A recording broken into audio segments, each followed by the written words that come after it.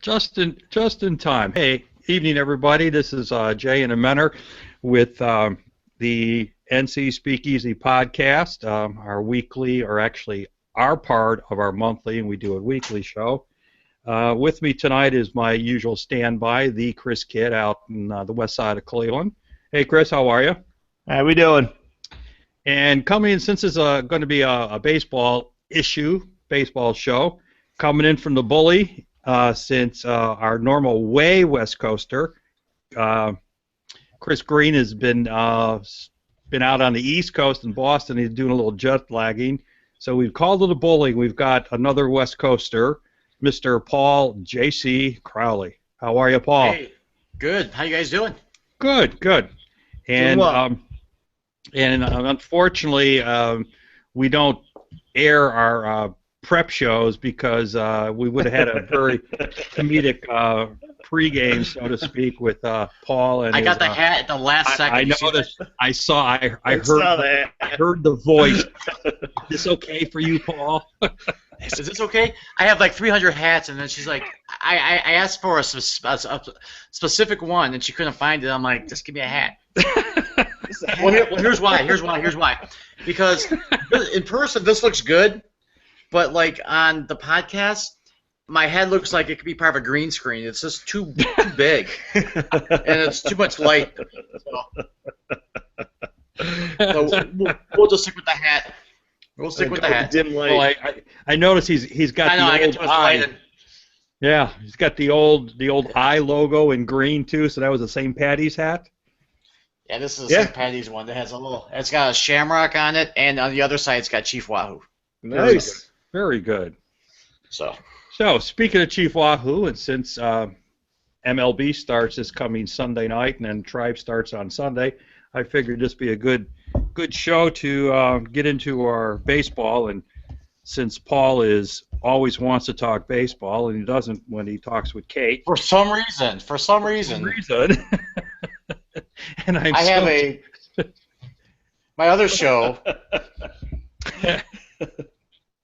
The Tribe could be in the World Series, and she'll be like, "Let's talk about the Browns draft."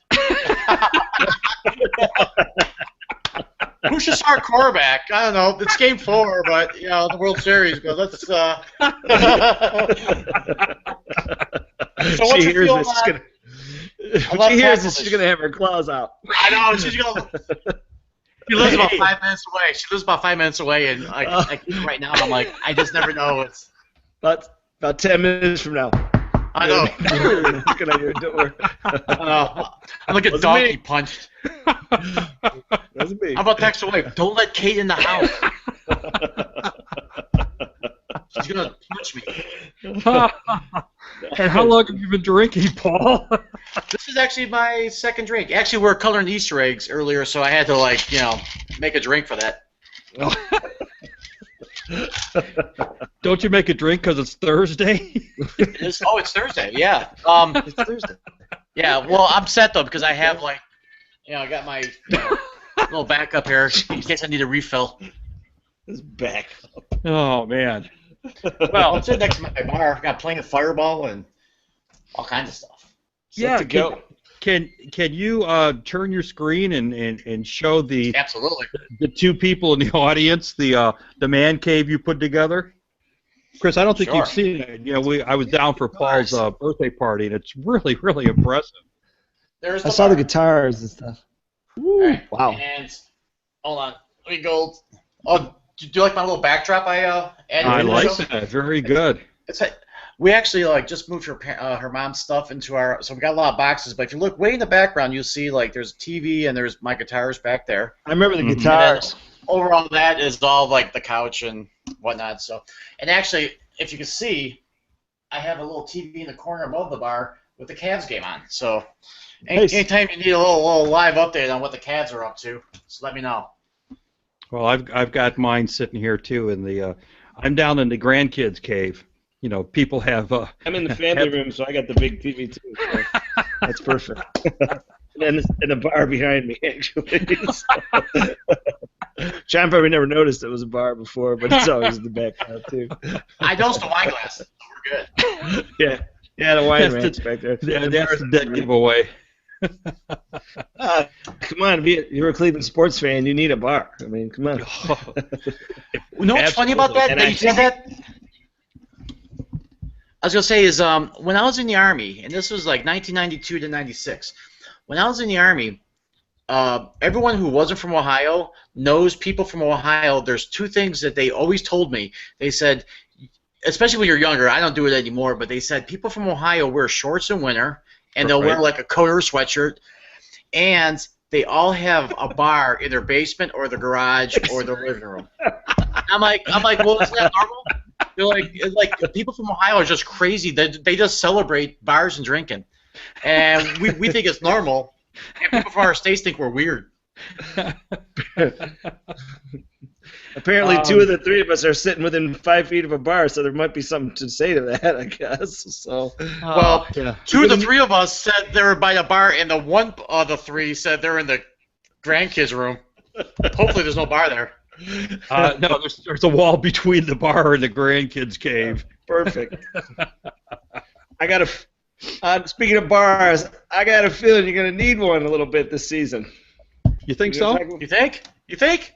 I hate to be that guy, but well. Anyways, before we get to that, there's something I am kind of upset about, and I'm going to use 1 or 2 minutes to say something about it, which is the media people. Whoever it was, I think it was Hoynesy, one of those guys who wrote the article about why it was okay that they sent Lindor down to the minors and it wasn't about money. That's a load of crap. For a guy who is a year older, come on, it's ridiculous. It is. It's absolutely ridiculous. It is all about the contract and nothing else. It was to keep that kid from hitting his Super 2 time a year and a half early. That's all it was about. Come on, this big article? Oh, he's a year older. He's 21 years old. You know how many 21-year-olds play in the major leagues in the history of Major League Baseball? Tons. And sometimes they really excel. I mean, the guys don't. Yeah, he's a prospect, but you better find out what he can do. What'll be next? You can't bring him up because he's too old. It's ridiculous. Well, how old was Mike Trout when they put him in the lineup? Right, exactly. He's 20. He was 20. 19. I think it was 19. He turned 20 like in the first month of the season or something like that. Bryce Harper. Yeah, it's nothing wrong with it. And those guys came with reputations that Lindor has, and those teams had no problem tossing them in. Well, the scarier part is that the guy looks like he could. He looks like he can play. They take him there, they put him up against major league hitting, and he hits. And he played well. He from what I saw, he earned a spot. You know, yeah. I mean, the other thing you talked before about if they needed Rodriguez to play, they should play him as second, put hitting pitches in the outfield. You know? Yeah. Ramirez. Ramirez. They want him to play him at second and put Kipnis back in the outfield. Well, problems. The other thing too is that when Bull and Fox were down in Arizona, they interviewed him. I think it was they interviewed him. He came across as very mature. He understood what he had to do. He understood his weaknesses. He knew what he had to work on. I mean, but he's been a minor league baseball player since he was like 16. It's not like he was a high school and he's always been the youngest kid in whatever league he goes into.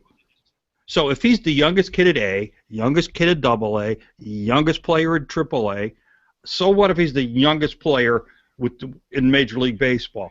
If he's got the talent, play him. Right. The worst crap you ever hear, especially about position players, there is a little bit something about sending a pitcher out there that gets murdered, but position players, it's sink or swim. You get in there and you can either hit or you cannot, and that's fine. There's nothing wrong with it. The rest of it comes with a little bit of maturity or whatever, but if he can't hold himself in a 270 range right off the bat, then he's not the prospect they think he is, because he should be able to.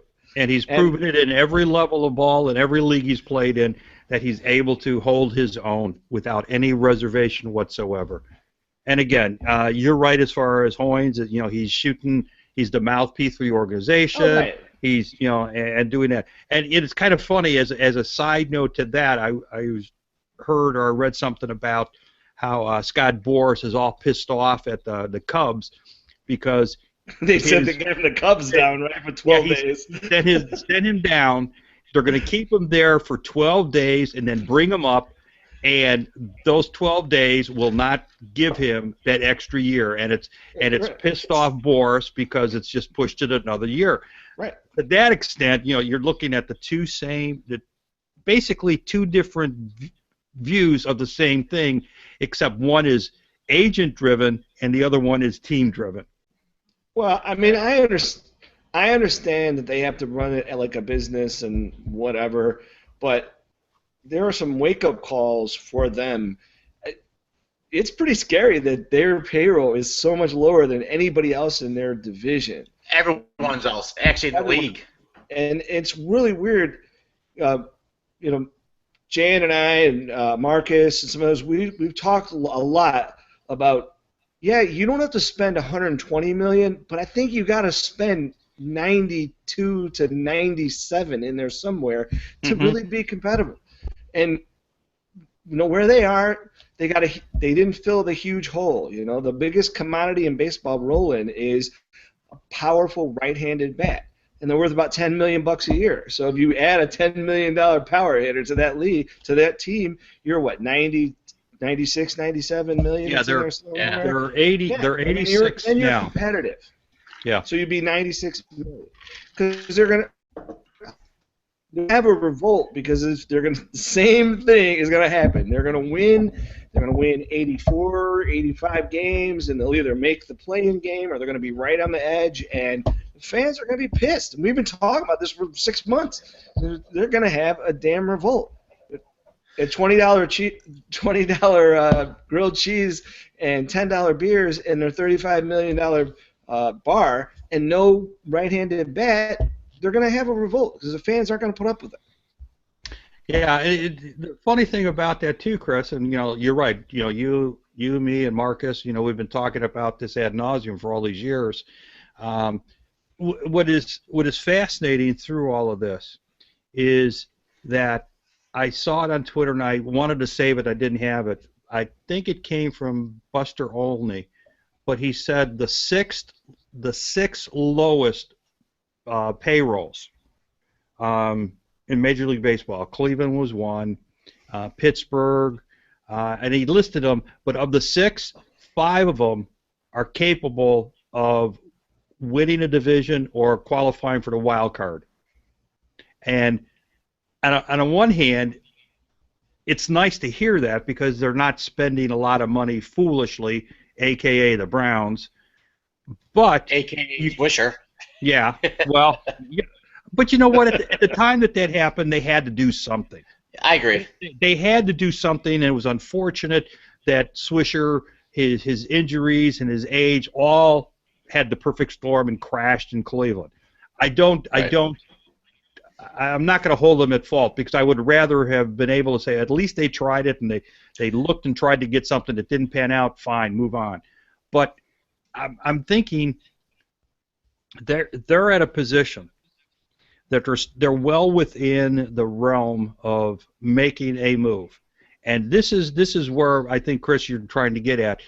If they get to the point where they need to make the move at some time, whether it's the January or the July 1st trading deadline or before the end of the year, August 31st to commit to the roster, if they are right there where they need something, they better pull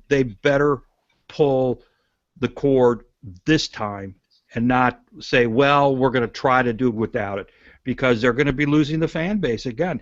And they're artificially shrinking their fan base because they know they can't maintain 42,000. Right, they shrink this field. Yeah. With the Swisher thing, here's the thing with Swisher. They gave him $15 million, so they overpay him, but they give him the average salary that a good, powerful right-handed bat guy would get from a contending team. But for them to get the guy who can fill that role, really, to get him to come to their team, they got to overpay. Well, for that's $20 million, and they weren't willing to do that. So they took a chance that they could give Swisher the kind of contract the power right-handed guy would get, and he would be able to fill the role of it. I mean, it's purely just a matter of that. They couldn't get any guy legitimately who had power to come to them without paying him $5 million more than they paid Swisher, and it was something that they financially couldn't do. They weren't willing to take the risk behind it, obviously, and it is a risk, and I totally get that. But most of the time, when you try to stretch one of these contracts to a guy like Swisher, who excelled in the 7th spot in the Yankee lineup, he was in a powerful lineup. He was batting 7th. He got 1/3. You bring him here, you bat him way up front. He's getting 1/3 more hit at the bat, so his average went way down. He loses 40 points off of his average because he's getting up to the plate a lot more than he was in New York, and It's tough. I mean, I totally get what they tried to do with it, but you can't give up because look at Illich and those guys. I mean, come on, that guy just keeps forking on him. He's like, please bury me with the trophy. Here's some more money. They're making money. They are. Well, they make money without a ball being tossed. Right. Every team does, and that's the sad part about it. I don't begrudge them making money. Well, I don't either. But I don't either. At some point, they need to look at it and say one of two things has to happen. You either have to be really all in for a good damn near $100 million stretch, not a year, several years, because it's this will just put you in the ball game. This is no guarantee you're going to get it. All I'm saying is that in this $82 to $86 million range they're in, you're getting a consistent. What they did, they won 85. You're getting 83, 85. Either you make the playoffs or you miss it just by a little bit or whatever. That's where you're at. And that's the consistent. That's the benchmark that you're going to hit with that payroll. And if you're not willing to increase it, then you're going to keep getting that, and eventually they're going to be, be back down there watching, in the John Lowenstein era where you can walk up and buy a ticket with 2 bottle caps and a penny. Are we still paying Wayne Garland? Could be. The irony through all of this, if you want to find irony, is if the Cavs pull off I wouldn't say the impossible, I would say the highly unlikely championship this year. Okay? Let's say they are the first team since '64 to bring a championship to Cleveland. Do you know how much pressure that's going to put on the Indians as far as pointing fingers? He, meaning Dan, had no problem spending the money to get the championship, and he did it. And you, Tribe, have a quality team, and you're not spending that extra little bit of money to push it over the edge. Or does that let them off the hook? Because the Cavs win, and with Cleveland, most people in Cleveland are Cavs, Browns, Indians fans. Like, for example, me, I'm 100% Indians fan. I'm a Browns fan. Cavs, I'm a Cavs fan, but I'm not going to, I don't watch every game. I'm not like a true Cavs fan. But my point is that if the Cavs win it all, and the city's euphoric with the Cavs thing, it's almost like, well, we got our championship with the Cavs because the Cavs end in June. Now you're rolling into the baseball season. So as long as part of me feels like as long as the Indians they keep doing what they do, as long as they kind of finish close to the top of the division, it's business as usual. I think the pressure more so if the Cavs is more like on the Browns, but I mean, I think I think of course it would be great for the Cavs to win one, and I really hope they do. I'm not a huge basketball fan, but I'm a huge Cleveland fan, so I think it would be a great thing for Cleveland and the fans. It would be great. I also think that it would get me what I think can fix the Indians, which is I think it would get the Dolans to sell the team. I think for them it would be the key that says if we don't do something, if we can't physically afford to do what's necessary to compete with this, it's our chance to bail out and say, all right, we got Francona, we got these guys, maybe we can sell the thing off, make enough money off of it, and be done with it. And I think that that's a real a possibility, because I think those are the only two possibilities. It's either you're going to keep up with that dog or you have to get out of the fight. And that, for me, I think it won't happen for them. I don't. As long as they continue to run the team like they do with their fists around the wallet and they're not willing to take the risks, it will not happen for them. See, I used to blame Shapiro years ago and all that, but it's the Dolans. That guy's a genius. I think that guy's a genius. Imagine what he's able to do. Oh my God! What would he do with $140 million? I'm fearful that Kluber is going to be our third Cy Young winner that goes to another team, because he's in that base paid contract, and they're trying to do an extension. But if I was Kluber and his agent, I wouldn't accept anything unless it was like I was getting paid the top 5 pitchers in the league, and the Tribe doesn't seem like they're that team that will do that. Well, this is the last contract he's going to get, so they're going to have to pay him. He's 27 or something like that. Yeah, this is the last real contract he's going to get. And watch this. Mark my words. Kluber will, if the Indians don't pay him, Kluber is going to go to Detroit, because Detroit's Verlander's getting older. They're going to replace him with Kluber, and then we're going to have Kluber facing every year. It's going to bite us in the ass. Well, I'm not going to be the I'm not going to protect or speak on behalf of the Indians. I'm going to look at it from a factual-based issue. Kluber is going to be 28 this year. Right. The Tribe has him. So he's 30 something, right? For the next 5 years, without having to worry about any kind of competition against him. And going into his 6th year, which will make him 34, and and that's the magic year for a pitcher. That 34, the 33, 34 year age-wise is going to be an interesting aspect, because at that point he can become an unrestricted free agent.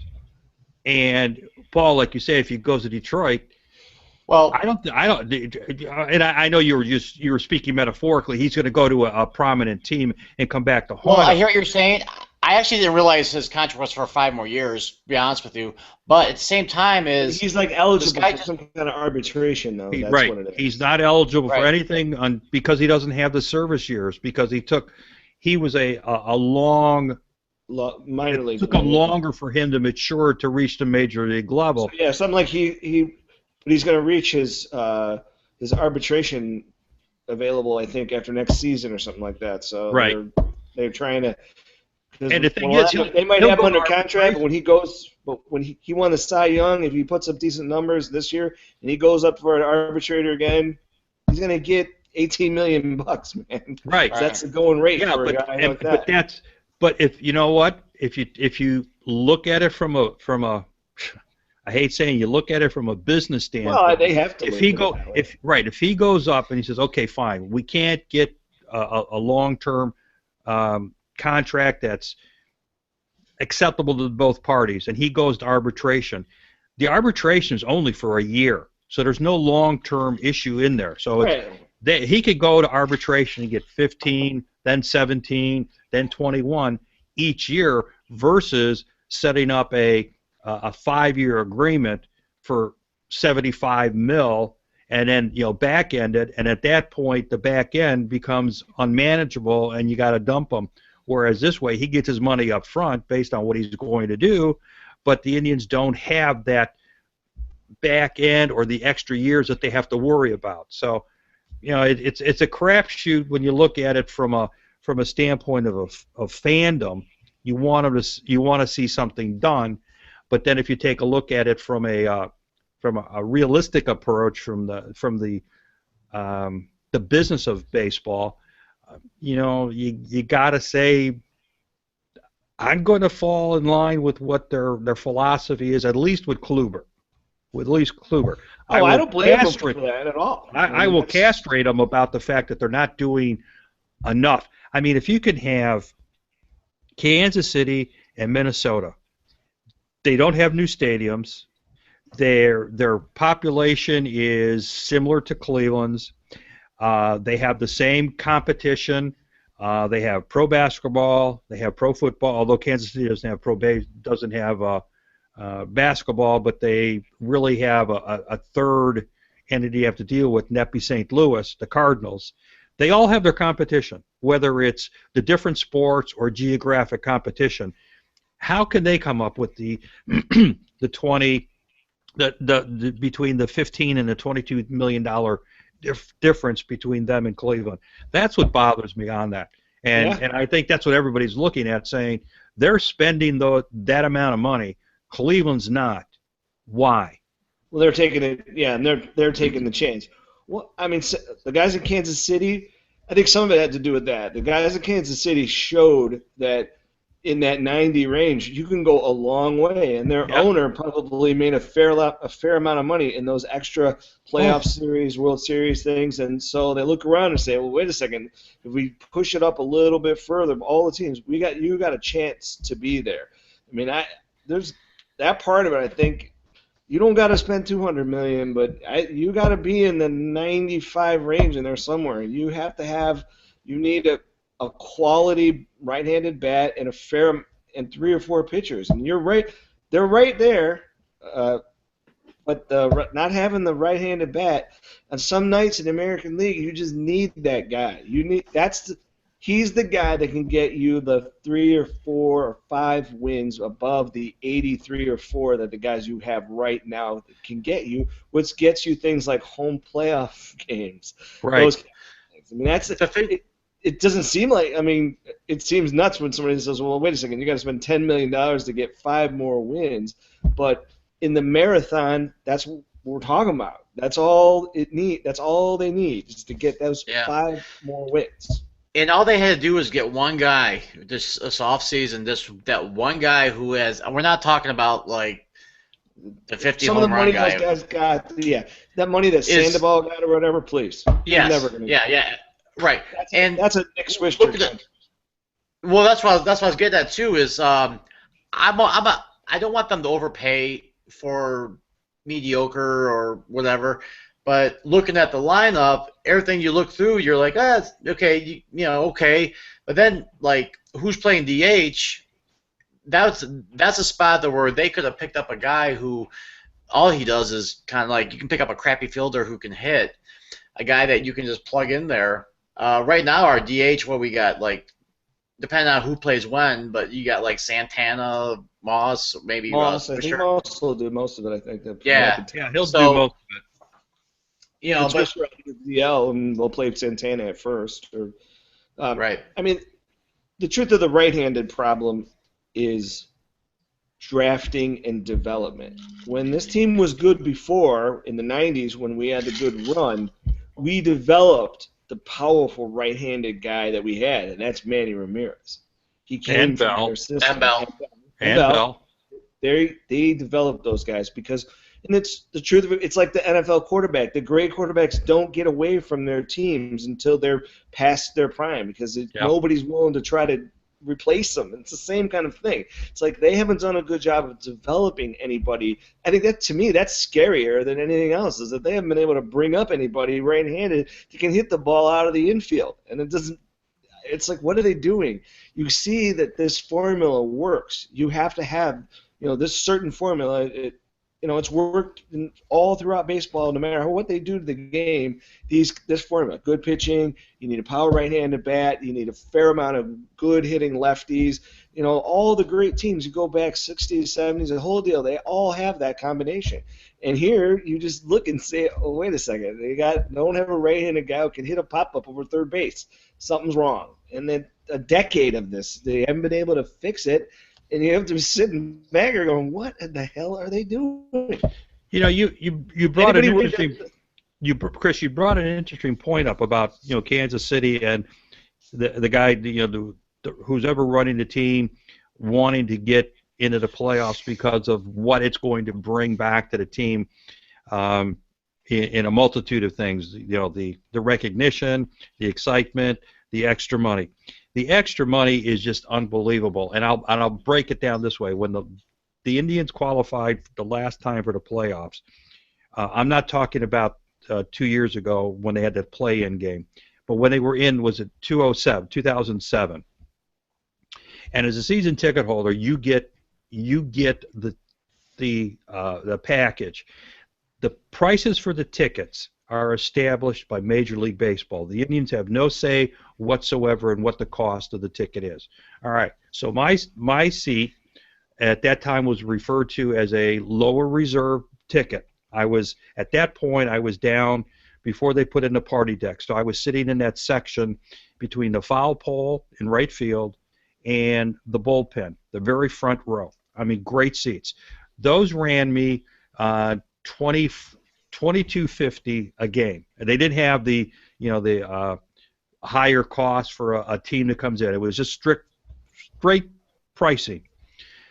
So now the first playoff, divisional championships games.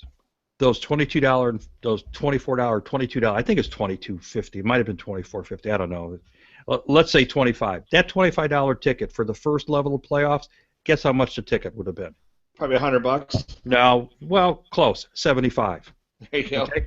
All right. Now the next one, which would have been then the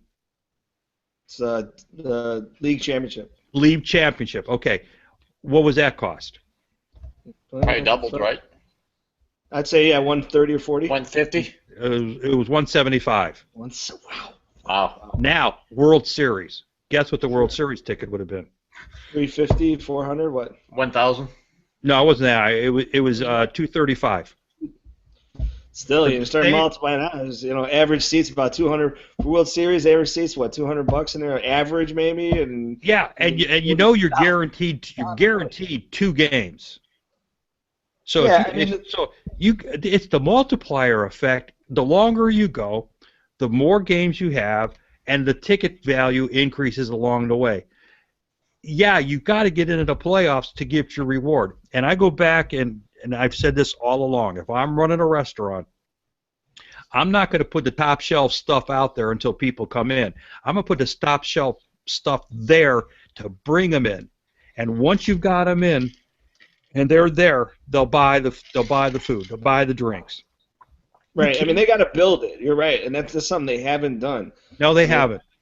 That's the part that's missing from the 95 teams, which is a lot of those guys were minor league guys that they drafted, and they built them up, and they each in their first 3 or 4 seasons in the major league, they paid them 20% more than they probably were worth, so that they could get 6 or 7 years out of them, because they were paying them 20% less when they were in their prime. Right. I mean, it's a good strategy, and there's nothing wrong with that. The other thing that the Kansas City thing tells other people, I want to win. Yes. So when other guys, I mean, they probably won't be as good because they had some free agents who they got Brinks trucks thrown at them. They just they just couldn't keep up with it. But it does tell other better players that I want to win. Players, the money it's not secondary, but at some point, a guy looks around and says, you know what, I got a big house, I got a big bank account, I got a fast car. You know what, I want to win. There's something about you as a competitive person that wants to be on a winning team. And eventually, these guys tell their agents, look, I want to go to somebody who can play, and I don't want to be gray-haired and on my way out to do it. I want to make sure of that. So that's some of the other problem that they have here is that they don't exactly look like they're ready to win either. And so the other free agents, you don't know what is said to the agents and the other stuff, but it looks like teams, players, they don't even consider them because they don't look like they're ready to win. If they didn't have Francona, I would wonder where they'd be at.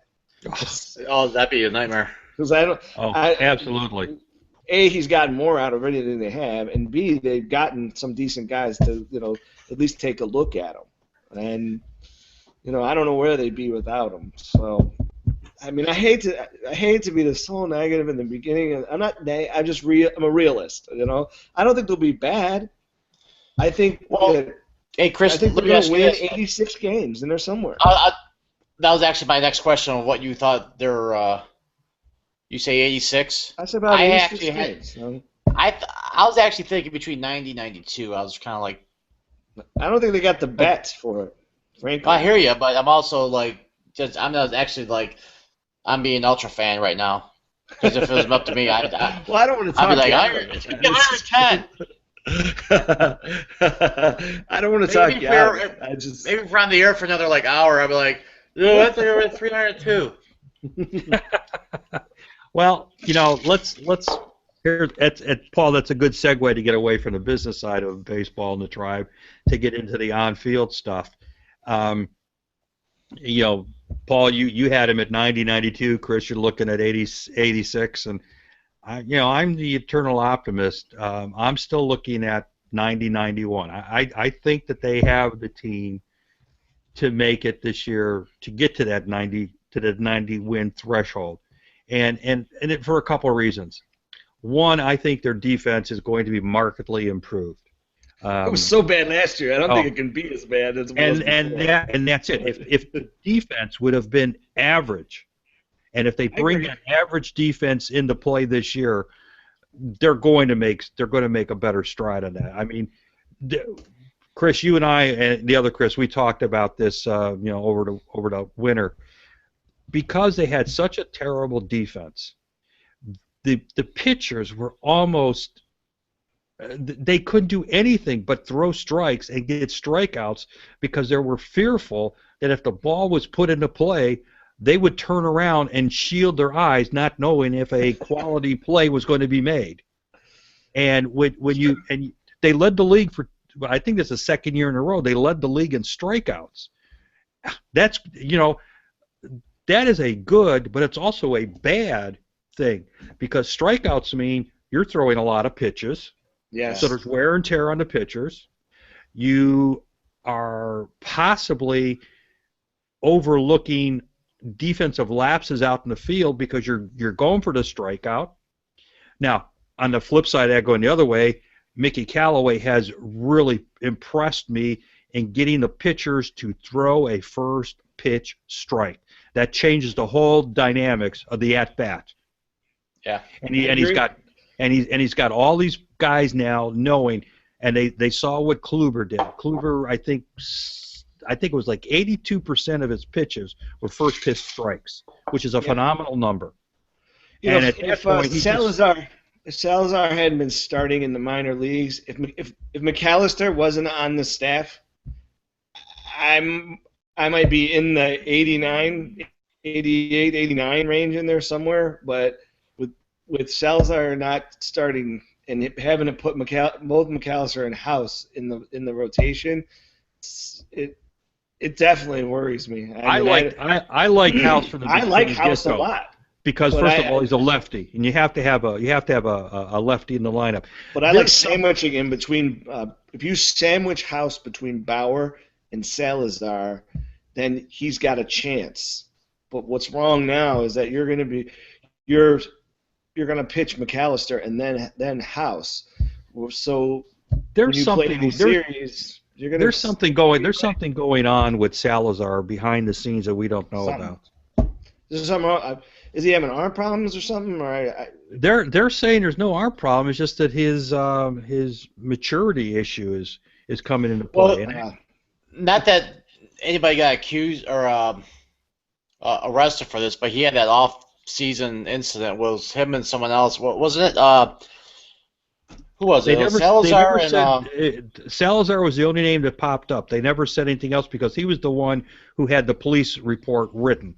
But he was there with other ball players. But the point is, nothing became of that, and I'm not saying he's guilty of anything. I'm just saying that where there's smoke, there's fire, where you put yourself in a situation to be, whatever the situation was, you put yourself in a situation to be accused of something, regardless of where you're at. So it's almost like that Manziel thing. It's like, well, you're an idiot, but at the same time, like, you put yourself in these situations yourself. So if he'd have showed up at spring training with the flying robot, I would have felt better about him. Like, it's funny. Bauer, I like Bauer a lot because he's, I'm an engineer. When you talk to engineers who talk to people, that you can figure out the guys who just kind of have the basic engineering wisdom that just comes with being an engineer, I guess. And his approach to pitching and some of the stuff, you can see that he approaches it scientifically the way an engineer would do stuff. The robot flying robot thing was pretty funny, actually. But it does give you a clue into something that during the off season he was examining his, his pitching and some other things, and saying, Right. okay, we're going to try to, I did a workout that tries to help me, get a little more longevity, a little more first pitch strikes. If I would have got that same kind of thing out of Salazar, then I would feel better about it. But having the way this is gone, having those two guys in your 5-man, there's room for one of them. There's room for House. In my opinion, House is a better pitcher than McAllister. I think McAllister, he's a glorified batting practice. The last 10 times he went out there, by the 3rd inning, he's tired, his arm is dropping, and he's raising balls up in the strike zone, and then by 5th inning, they're knocking a ball all over the field. And the fielders, they know this, so they're up there swinging like crazy because they know tonight is a 6 or 7 run win night. And if you have the bats to do it, you're going to win. And if you don't, back to the right-handed power guy. Not having that, you don't have the oomph to survive that kind of pitcher. This is the way he is. And Does your robot hit? Can your robot hit from the right side with power? It would be great if it could. They have to pay him less. I say we bring that robot in. They have to pay him less. What do you think all right, let's take a look at the division. How do you think the division is going to shake out then? I already got that written down. You did, well, very good. You did some show prep. Woo! Whoa! I think it's gonna. Actually, I think it's going to be close. it really wasn't show prep. It was while you and Chris were talking prep. I was just kind of like jotting shit down. I'm like, I zoned out. I'm like, let me just write some crap down, see what I'm like. All of a sudden you brought it up. I'm like, oh my god, I could show you every show note to every show I've done the past years, even going back to the downtown radio thing. Right. And I would write 100% of my notes. 5% of that, if that, is something we talk about. So while everyone's talking, I just jot stuff down, and this show's awesome. I love you guys. I'm like, I'll jot stuff down. I'm sitting there, I'm like, Tribe. I'm like, yeah, 92, 90 wins, and then all of a sudden, 2 seconds later, Chris is like, I think they're going to win 86. I'm like, this is awesome. And I just wrote down, the AL Central, how I think they're going to finish, and I'm like, you just talk about it. I'm like, this is magical. This is a magical night. I feel like Cal Ripken. I feel like walking around high-fiving everyone. All right, well. All right, let us know. All right. Lead us off, Paul. Go right ahead. All right, well then. We're not going to play Kate for you. You can be Kate tonight. Right. I'm like, can I talk? Yeah. Okay. I have the Tribe winning the division with a close race with the Chicago White Sox. I think Detroit is not going to be as good as everyone thinks. They're going to tail off. So I got the Tribe, White Sox, Detroit, Twins, and Royals. You have the Royals dropping all the way down to the bottom. Yes. They're going from first to worst. Okay. I would agree with that, for sure. Three lost, 3 big guys. Boy, that's hard to replace that. Yeah. I think Chicago's going to, again, Chicago's also depending on Chris Sale coming back to the pre-injury Chris Sale, and with a pitcher that's hard to think that's going to happen. I agree with Detroit. I just don't think, and Verlander's injury right now, and this I forecasted a year ago. I think the Verlander injury is more than what they're saying. They're saying he might miss the first start. I think it's actually the reason why he didn't do as well last year. There's something going on, and they're still not saying. And they're saying, oh, he might miss his first start, but be okay. I think there's more to it than that. I think there's a lot more to it, and I think Detroit starts to do their, they're going to start to fade. Go ahead. And the other thing too is, and they've got David Price that they're trying to work out a deal with David Price, and they're not getting successful with that. They're with who is it that left? Scherzer, yeah, Scherzer, who got an unbelievably. I can't believe the contract he got. He got 2 brink trucks for the Holy money. crap! No doubt. But again, they're depending on their offense being just as productive as it was, without any fall off from Martinez and Cabrera. Kinsler doing his thing too. They've got a couple other players that they depend on. But they have, and you talk to JT, they have not done anything to their bullpen. And if that starting rotation, and they have to go into the bullpen by the 5th or 6th inning, that's batting practice for a lot of teams against their bullpen. And that for a Tiger fan, and JT has said it many times to me, he is so fearful of what's going to happen with that. And now, like you say, Paul, what exactly is taking place with Verlander is got to give people concern as to whether or not Detroit's going to be able to muscle back into the division championship. The guy's been so dominant for so long, and you know what? If he was to start getting into that, Verlander's that guy that if Chicago or Detroit, if he was that guy where he just started to tail off, if I was like the manager for Detroit, I would do like a John Smoltz with that guy. You know what I mean? If you put Verlander in not the effing, but the bullpen or something. You can say it. We don't care. Yeah. I'm like, I didn't want to make this that show of what was a couple months ago.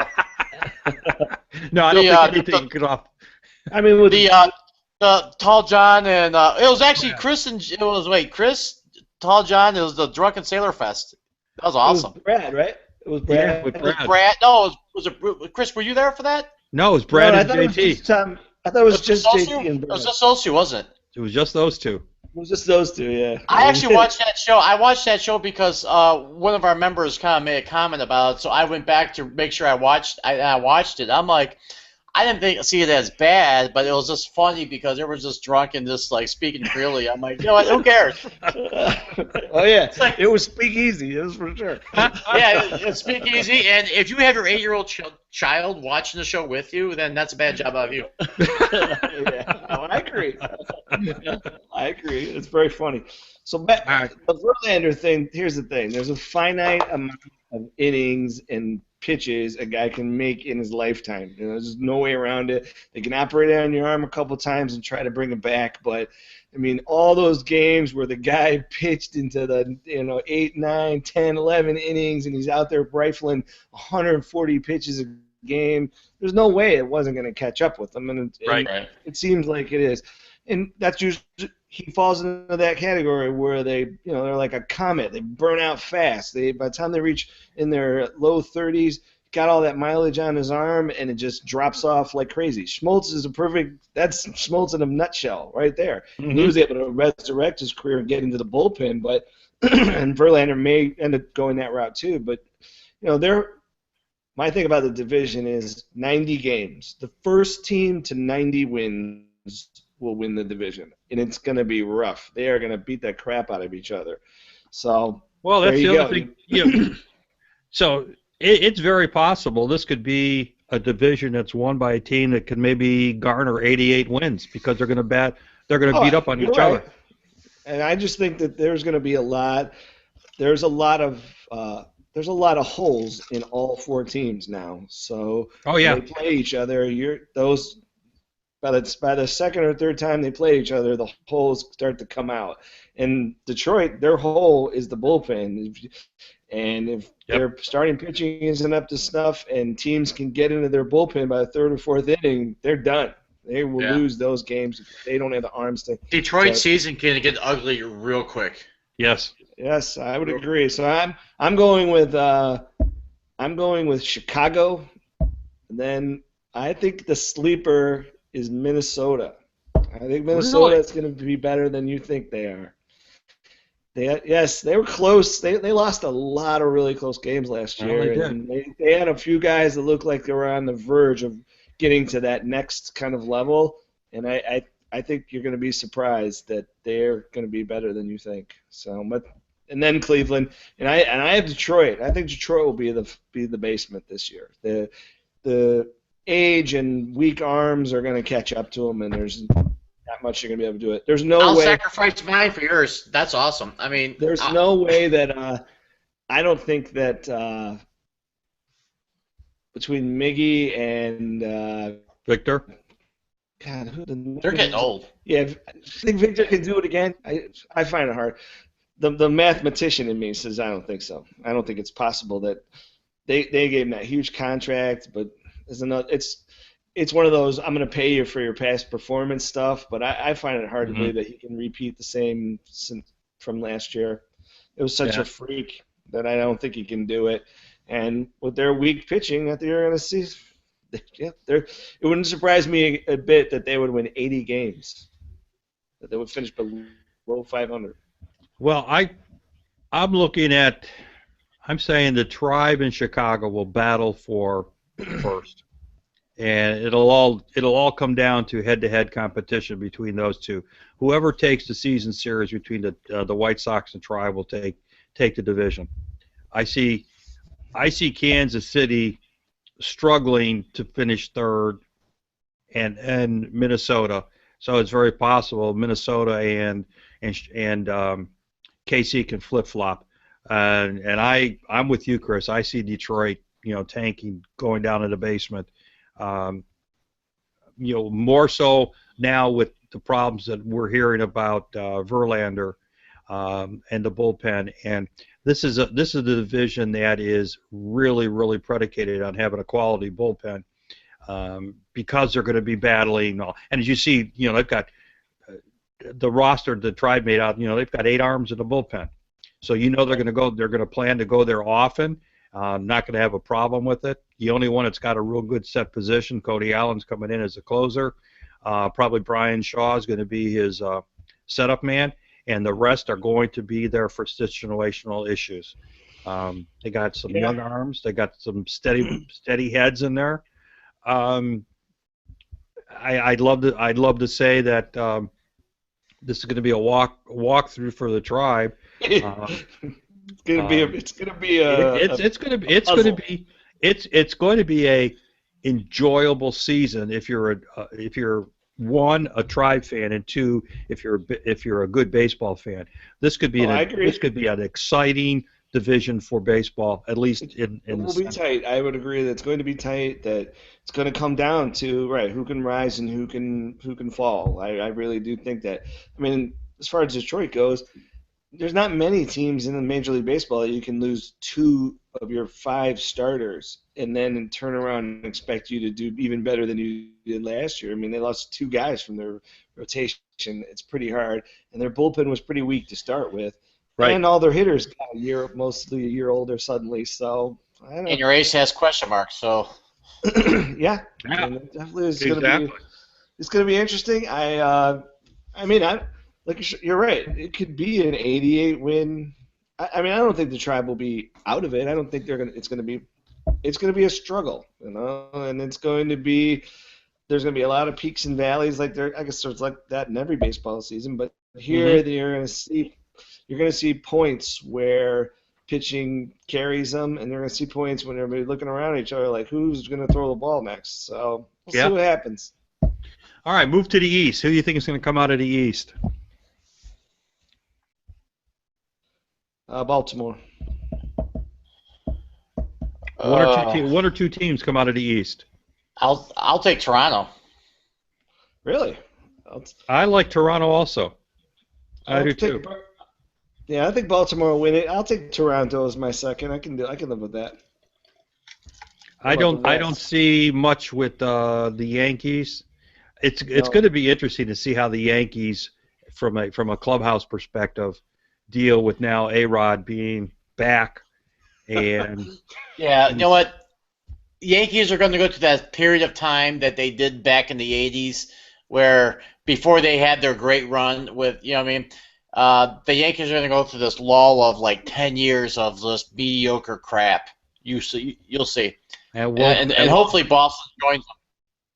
Well, Boston's another thing too. I mean, like we said earlier, they threw an ungodly amount of money to Sandoval, and they're hoping that because of the makeup of the field and the way Fenway Park is, he's either going to be hammering quadrillion doubles off the wall, or he'll be going deep. But he's never had more than 25 homers a year. That's Right. true. It's time for both the Yankees and the Red Sox they are paying, and they are going to continue to pay for the years 5 years ago when they were every July they were willing to trade off anybody for the hot bat or hot pitcher or whatever. They both did Absolutely. that 3 or 4 times, and it means that your farm team is stripped of guys, and that's where they are now. They got nobody that they have developed up enough to be major league players. So the only difference between them and the Indians is they can buy, but it doesn't always work out. Guys who get the big money, it's a 1 in 5 of them end up being worth the money that they are. So yeah, I agree that both those teams are going to be battling for the basement, I think, and there's going to be a lot of unhappy Yankee and Red Sox fans, which will make me a happy fan. Yeah, it breaks my frickin' heart. Like either one of them. What about out west? Yeah, out west. Seattle. I mean, really? I don't know. I still think Anaheim. Anaheim. I'm with Seattle. I think they're going to be a surprise team this year. They're going to be the KC of the They always underperform. I know they. Yeah, I know, right? They always underperform. But they don't have Wedgie running the team anymore. I agree, but I'll take Anaheim. That's why I picked them to win it, the West. I'm like, don't got Wedge anymore, so bright things are happening in Seattle. Again, here's another one where they're banking a lot on Robinson Cano, King Hernandez. They have some very nice complementary players to support in the rotation and also the lineup. I somewhere along the line, unless Pujols goes back to where he was when he was in St. Louis, I just don't see Anaheim staying on the top of the heap. I mean, the guys who switch leagues, the first year they go over there, they don't do so well. But the year after that, if they can play, which he can play, they usually hit up a storm. So we'll see what happens. I'll stick with Anaheim. I ain't taking Seattle. Okay. I've seen that show too many times. Oh, they're going to be great, and then just not. This doesn't happen for them. So we have that same show here in town. What about Tampa Bay? Everybody's overlooked Tampa Bay. Forgot about them. I think they're going to be finished.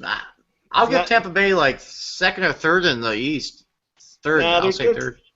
They're only good every 5 years, so we've got 2 more years to wait till they'll be a powerhouse again. So we'll see what happens. All right, so consensus-wise, it looks like we have coming into the playoffs is we've got the Tribe, we've got probably Chicago. Sounds like everyone's looking at Chicago being a solid playoff team. I think the whole AL will be down. I think there's going to be a lot of parity, and that there's going to be. It's not going to be just 2 teams that run away with it, wild card. There's going to be close. Every division is going to be tight. I think this could be a great year for baseball, especially the AL. I think Oh, do we lose them? For the East, but I'm not really a National League guy, so. But see a Tribe Pittsburgh World Series, how crazy was that? The world might crack open. Oh man, some more black and urine. I don't know if we could handle that. I don't have the Pirates. Well, you know what? I wouldn't mind seeing it. It would be nice. It would be really a change for baseball to have 2 mid-market teams in the World Series, and being 150 miles apart, or whatever the distance is. Don't see it. No, I don't either. Oh yeah, the Nationals are gonna please. They're gonna run. I think, I actually had them for second, but I don't know. they're that team that they're due to be like flop on their face this year. The Nationals? Yeah. Oh no, I We'll think see. the Nationals they got the talent. They got enough homegrown talent that adding a few guys will turn the lights on there. It will not surprise me that they'll be the bright star. I think as long as nobody gets hurt, I think Yeah. they will be. I think you're going to see a big difference when Strasburg doesn't have to be the number one. I think you're going to see something. Oh yeah. I mean, he's.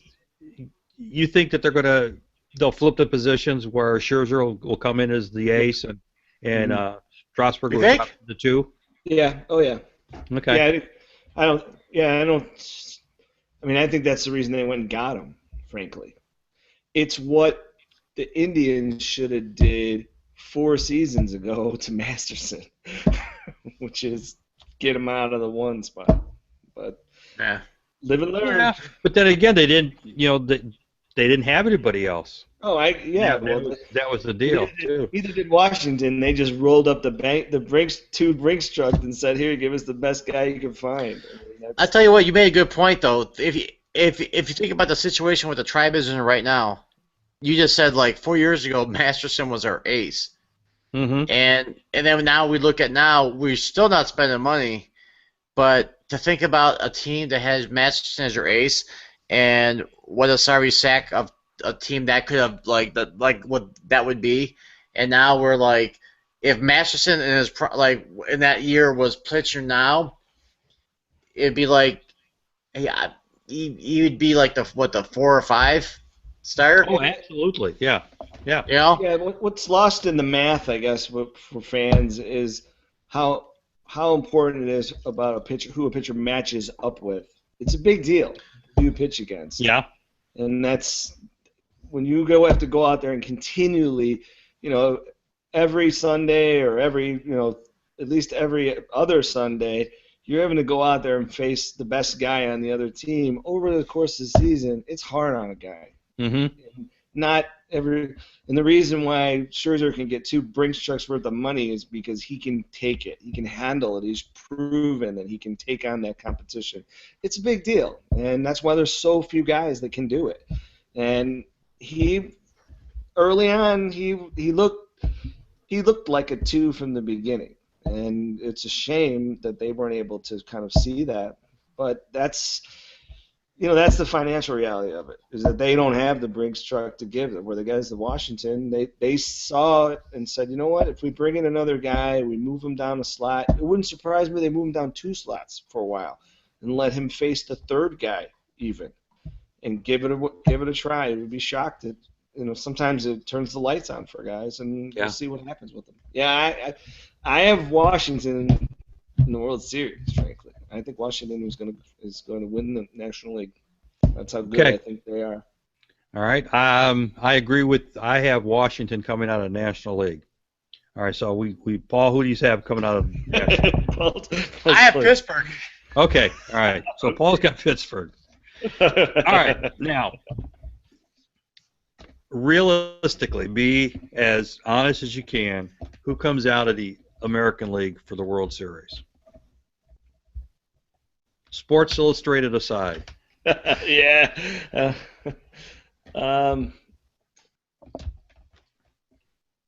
I'm going to take Baltimore.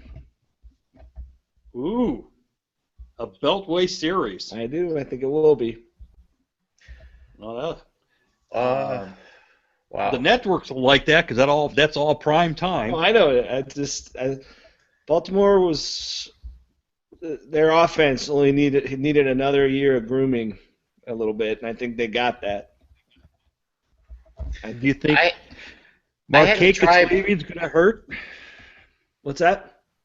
Do you think Markakis leaving is going to hurt them? No, Okay. I do not. Well, at least the Pitts He was will a product be of his environment, I think, more than he was a talented player, frankly. Okay. All right. All right. So Chris has got Baltimore. Right. He's got a Beltway series. He's got Baltimore and Washington. Paul? Well, let's see. There's the tri-fan Paul and there's the realistic Paul. I'll go with realistic Paul. I have Toronto winning the East. I have Baltimore winning the wild card, and I have Baltimore as a wild card going through to the World Series, beating Pittsburgh. Ooh, okay. So we've got another nearby World Series. That's not that far from me. Baltimore and Pittsburgh. Boy, screw the West Coast. No West Coast World Series. Know what pisses me off about going to the West Coast? I hate watching baseball at 10 at night in the first inning. Hate it. I actually, oddly enough, I like to watch those games. I'll watch a lot of those games. I'll wake up at like the middle of the night, like to get some water and to go pee because I'm old. I'm like, oh, it's the 6th inning of the Tribe game. It's like 12, midnight or whatever. Hate that. I noticed that nobody said anything about the Dodgers. Well, I have I have Washington coming out of the National League, but I see the Dodgers and Washington battling for the NL championship. The Dodgers have an unbelievable pitching staff. Not San Diego, huh? No, I don't know. I don't know San Diego's gonna be tough. Can't buy me love, man. San Diego is like that team that San Diego's be good this year. You'll see. They're going to be good. They'll be good, but you can't. It's. I hear you. LA's you can't buy it. You can't buy it. You know what? You got to build it some. You got to have the right combination of build and buy, and they have too much buy and not enough build. Yeah. So, you know what? Sometimes I wish the Indians would one season be a buy and not build team, just so I can have some enjoyment of someone spending money. Someone spending something. Yeah. I'm like, thanks for upgrading the outfield bar area, but. I mean, baseball is the combination of buy and build, and that's what's so hard about it, is that you just can't buy it. You got to buy it and build it. And some guys are great at buying, some guys are great at building, but you got to meet it in the middle. And that's whoever came up with my old man's beers section at the stadium was a genius. Yeah. Because I'm like Paps, yeah. I could go for a PBR right now. All right, so we got Chris, we got Paul, and here's what I'm coming at. I've got Washington coming in into the series, facing, drum roll please, Paul. I don't have a drum. I have guitars, violins, pianos. You did well. I'm gonna go with the Tribe. Ooh, nice. I mean, I'm gonna go with the Tribe. It would please me to no end if that is the truth. Frankly, those years when they went to the World Series, even even when we lost, it was great. I mean, it really was. And like Paul was saying, the fan in me would love for them to win 94 games and streak through. Give me 3 sweeps and boom, bring home the trophy. That would please me to no end. So I hope you're right. I don't know what it is. I just have this sense that things are going to start off good, and then when the weather gets warm and it's come July, they're just going to take off. I don't know why. I've always been a more than a half full glass type guy, but I don't know what it is this year. I'm not going to say it's going to be this SI Jinx, because my opinion is that was a fake. That was actually a fake photo. That was photoshopped. You do not see Kluber smile or laugh. So that was phony. So that wasn't the real thing. Can I give you my key Tribe Player of the Year to watch for?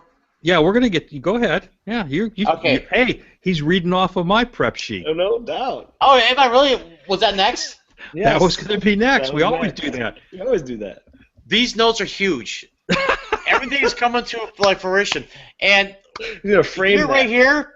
When you guys talk for a while, I just draw circles around things I've already written, and they keep going, and then I move over to make squares. So we got anyway. Mikey Aviles is my That guy plays every position, and I've always loved that guy. But he's that guy who's the remember in '97 we had like Bip Roberts or whatever.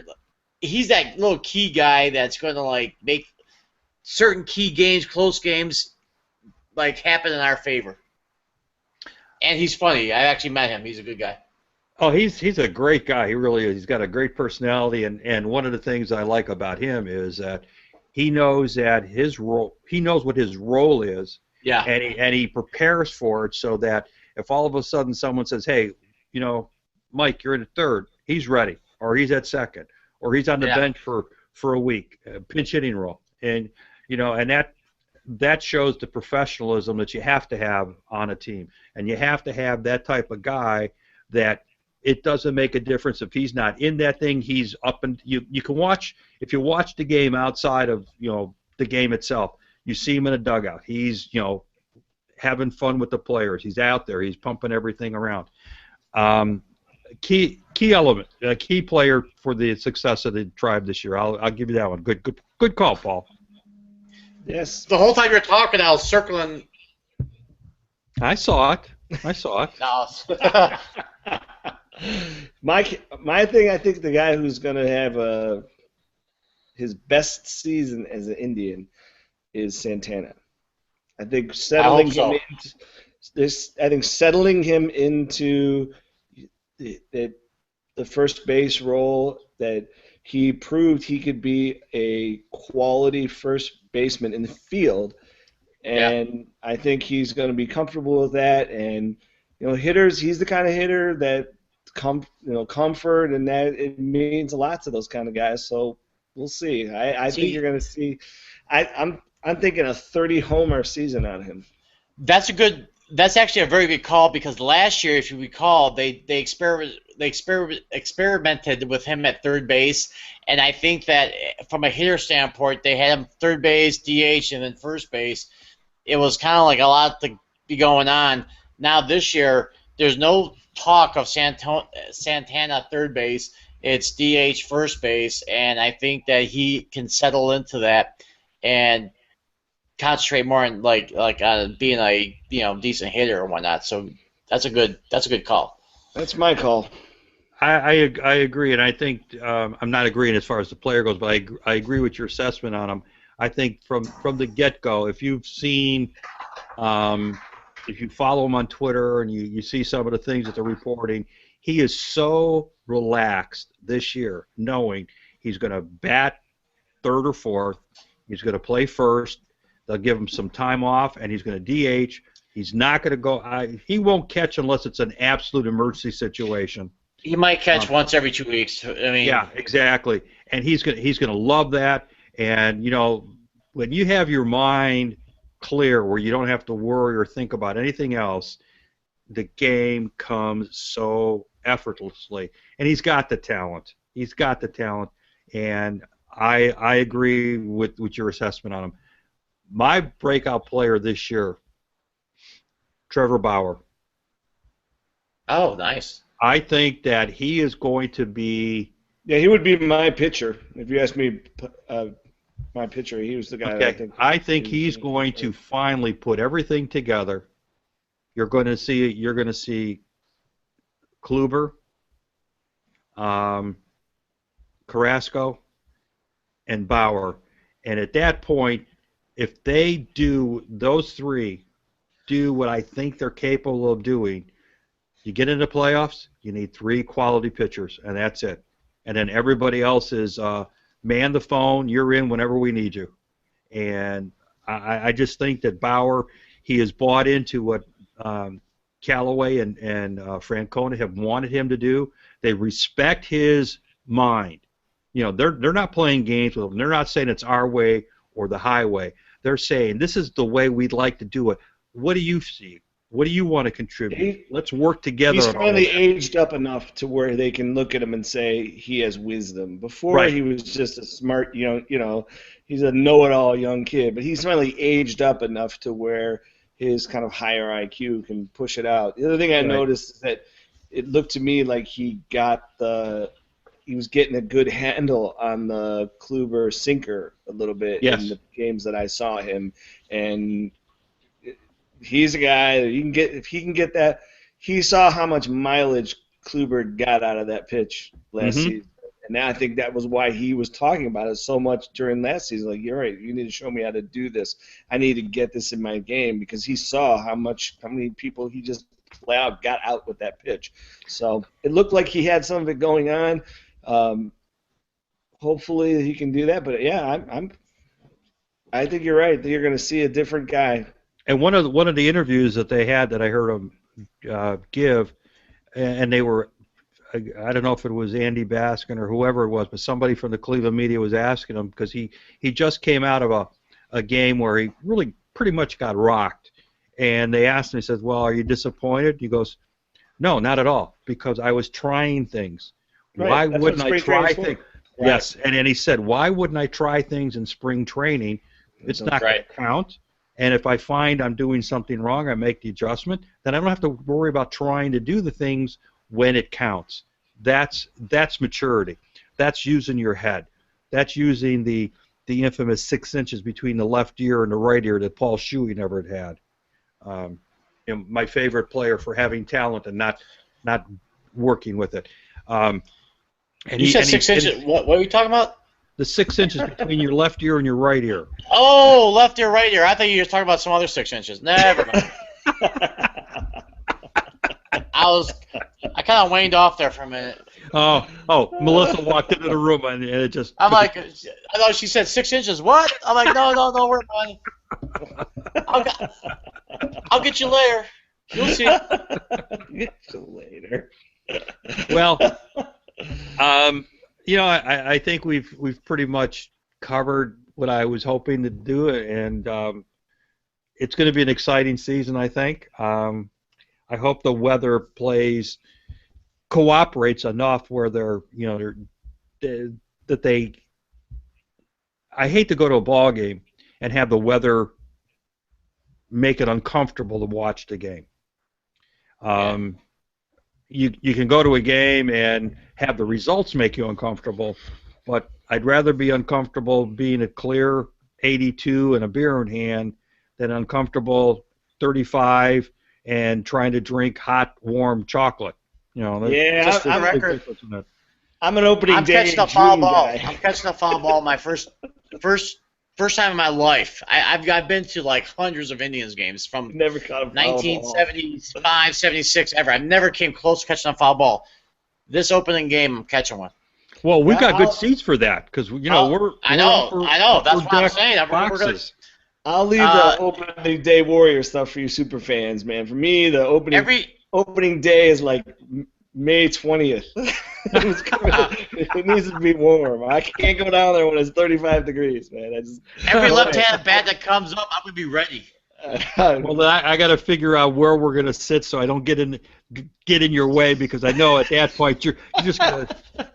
It's all hands on deck. I can't wait. One for all for one. I was kind of hoping that you would be on one side, Melissa would be on the other side, so I would not have too much competition to try and grab a ball from me, I'm like, I got my girl wife and like the old guy, so I'm like, I got this. Every foul ball's mine. Well, let me tell you, if there is a foul ball that's up there and you get skin on it and you don't have the ball at the end of the game, you will never, ever live that one down. No, what's going to happen is there's going to be a ball coming, and you're going to get it, and I'm going to be in the freaking bathroom. And I'm going to walk back, and you're going to be like, hey, I got a foul ball. I'm like, my whole life mission. Here, let me throw it up in the air again so you can catch it. Yeah. I'm like, come on. I'll buy a souvenir ball and be like, hey, I got one. That's hilarious. It's amazing what people will do for something that costs $3.99 down at the concession stand. I know. Oh, man. Well, we had a great evening. This has been a lot of fun, and it's like we covered a lot of stuff we needed to talk about. We got our taste of tribe baseball and baseball in general. We looked at it from both the money side of it, the business side, and also then from the game itself. And if you can't get happy or get get excited for baseball in Cleveland this year, I'm sorry for you because this is going to be a heck of a year. I think it's going to be a lot of fun down at the old Jake because that's all it is. It's always a Jake. Damn, the Cavs are just nailing the three. Holy smokes! They were up by 10, and then all of a sudden they just started hitting threes like crazy. So, of course, you guys know I'm not a basketball fan or at all, but as bad as they talk about the Dellavedova, he just nailed a three-pointer. I know. I was just saying that. Deli! That's hilarious. Well, Paul, I really appreciate you coming in. Thanks for having me. I think you might have Wally pipped Chris from the West Coast. Chris is going to be mad because we let you talk a lot, and you always never let him talk. Well, what's funny is I watch a lot of the old broadcast. I have actually, and this is all out of love, but I have an impersonation of Chris Green. Okay. Okay. Right? Shoot, let's go. This is good. All right. Hold on.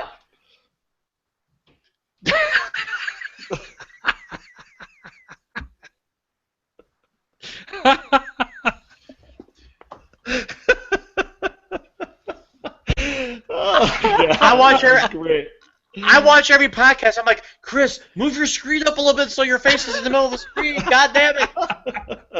And say something. Oh, he's probably gonna text me in about 10 minutes, being like, "You're a dick." Tomorrow for sure. Yeah. Well, hey, like do that again, but at least tap on your screen or your something so your image comes up to everything because we can only see that now. So in the lower camp thing. Do it again. Let's do the Chris Green imitation. All right. Here's my Chris Green on the podcast impersonation. Okay. Keep talking. You got to talk. He doesn't talk, so. Well, I know. We'll pretend he's not talking. That's it. Like tap so it activates your screen. Oh, I see what you're saying. Yeah, that's it. There you go.